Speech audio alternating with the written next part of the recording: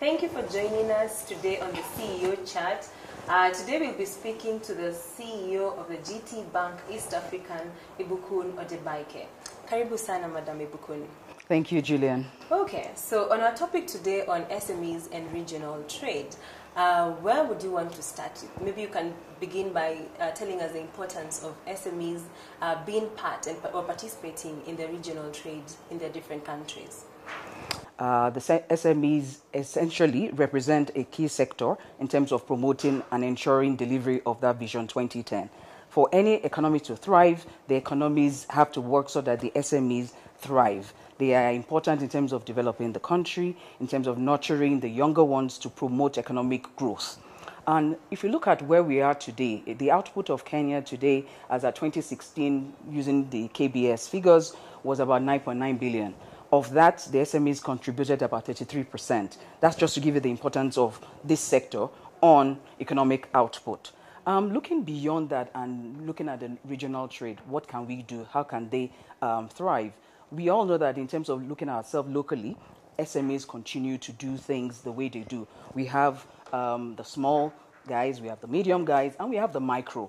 Going into the regional trade, we'll be looking more at the medium because of the size. In order for you to do regional trades, you need economics of scale. And today, that is some of the things that is lacking. So you would see that in order for you to participate there, you would need, number one, to reduce some of your cost that would actually make you very, very profitable. You need agility in terms of you being able to move your products across borders and also internationally. So you would need to be very, very aware of what is happening internationally, what is happening regionally. You need to position your product in high standards. The quality matters in order for you to benchmark yourself against the players in those other countries, either in the EAC or even in the other continents at large. So I would say quality matters. Pulling together resources also matters. We have SMEs today in small amounts in terms of their outputs, but if we're able to pull resources together, we would be able to create those volumes that is required for regional trade transactions. Okay.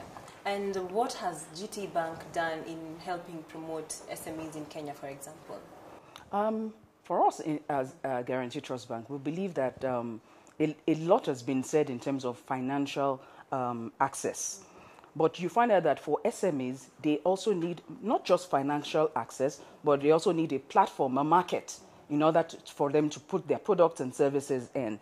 Guarantee Trust Bank has created what we call the SME Market Hub, which is an online platform which you can liken to the Alibaba of this world, the Amazons of this world. So you would see that, yes, we know that financial access to credit is very important. And today, a lot is being said about that. But enough is not being said in terms of creating the markets. And that is where we come in by creating the Market Hub, which is an online hub wherein you can put your services, your products, and it is there for a global trade. Meaning if you're in the UK, if you're in Uganda, if you're in Kenya, it becomes one place, regardless of boundaries.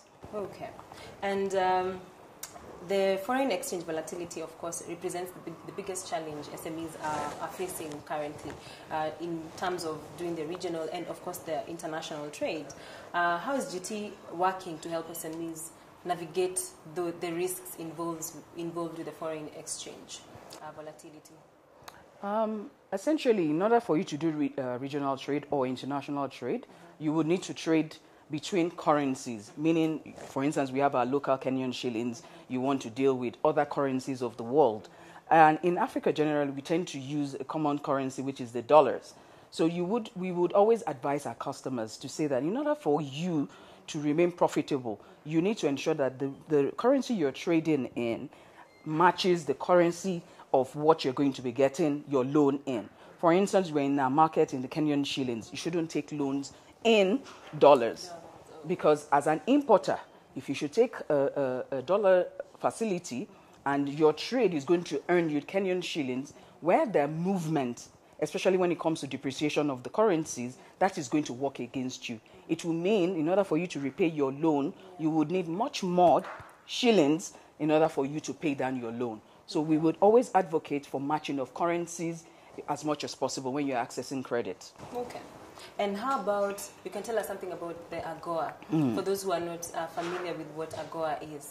Yes, and how it benefits our market, how it benefits the region, Africa, and particularly SMEs in Kenya.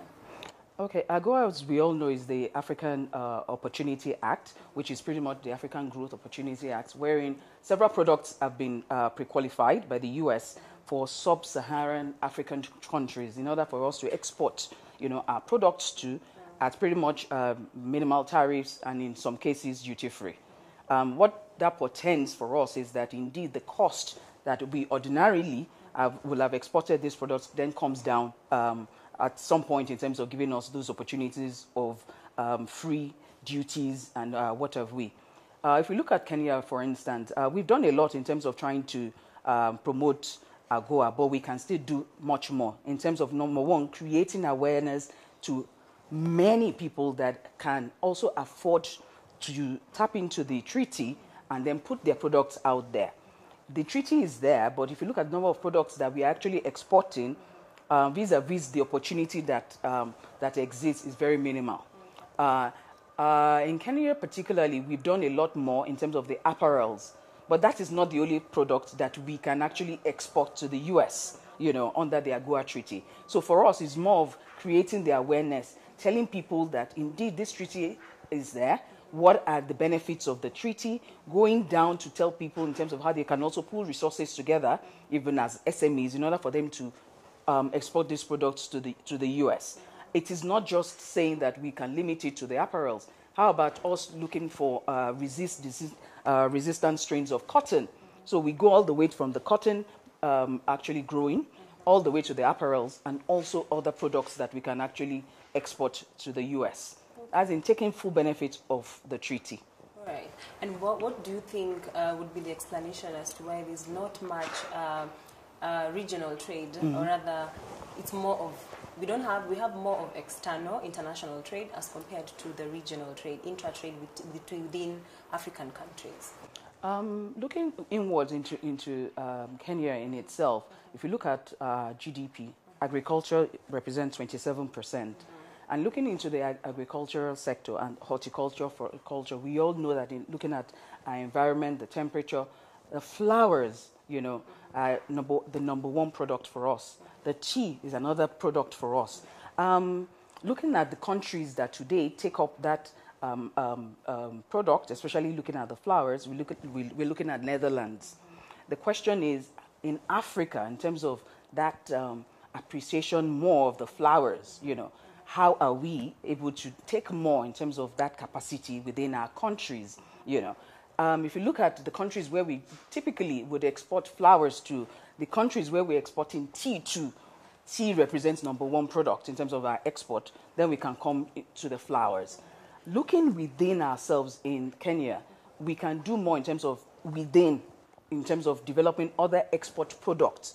But looking outside, the first thing we want to ask ourselves is, what are those products that we are growing or manufacturing internally that is of benefit to our neighboring countries in East Africa or internationally, wherein they do not have it there or in the quantities that they would need. And that informs why, number one, achieves of a high quality, and indeed that represents number one export product today in looking at our country, Kenya. Okay. Most countries, or rather most SMEs, one of the biggest challenges they face is lack of access to credit facilities. How can they go about getting credit and without necessarily having to plunge themselves into debt with these institutions, with banks particularly? If you look at all the countries in sub-Saharan Africa today, I think Kenya still ranks tops in terms of creating access to credit to the SME sector.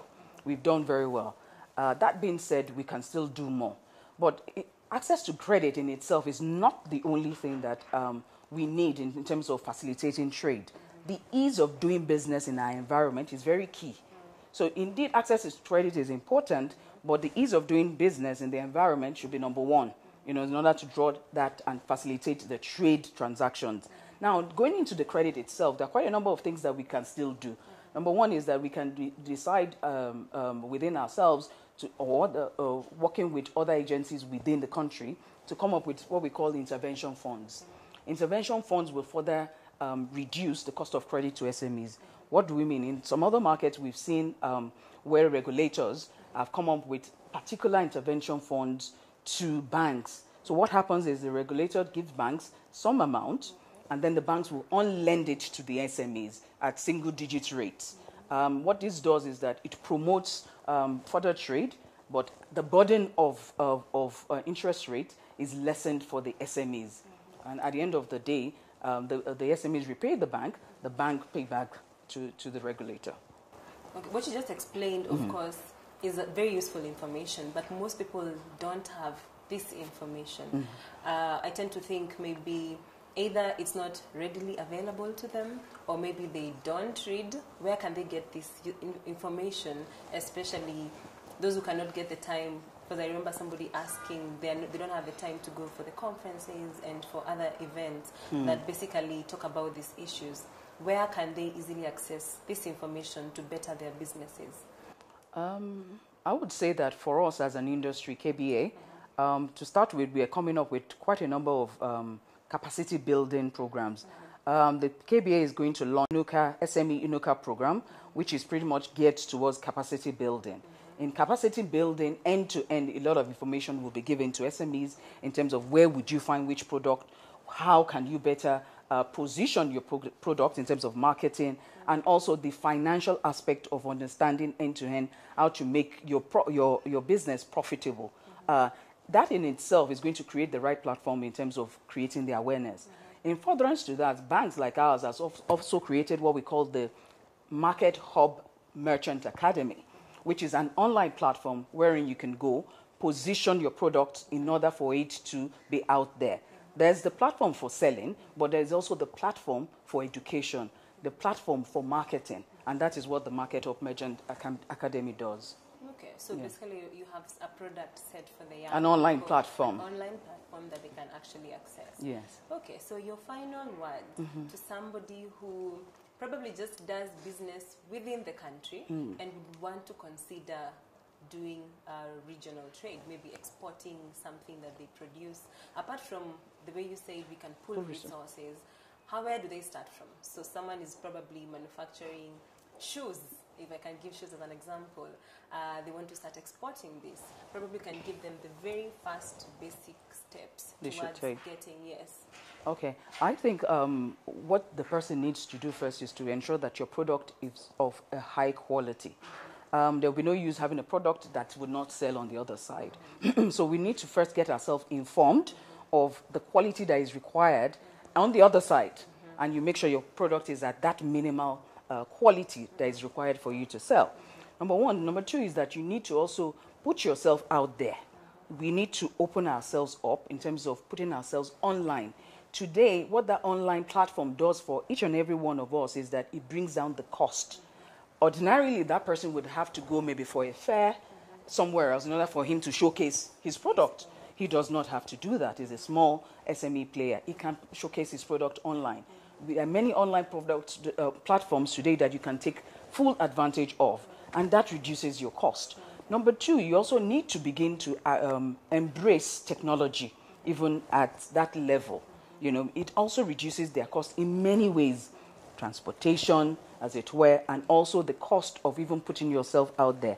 Today, we do see that quite a number of organizations out there have pretty much brought different softwares, different innovations in order to put SMEs on the marketplace. I think they need to embrace that as well. Then, of course, we need to also understand the regulatory environment that we are going to be operating in order for us to understand what it requires of us to trade internationally as a beginner in this international trade market. Okay, I think I can summarize your points into information. Let them get information. Let them have high quality products that they can export. Embrace technology. And I think lastly, know about the regulations in place to further their business. Thank you so much, Madam. Thank you so much, Ibukun. It's been a pleasure having you here. Thank you, Julian. You're welcome. Thank you. Thank you for joining us today on the CEO Chat. I believe you've learned a lot on the banking sector, which has been brought to you by the Kenya Bankers Association. Remember to follow us on Twitter with the hashtag CEO Chats. Until next time, my name is Julian Kamau.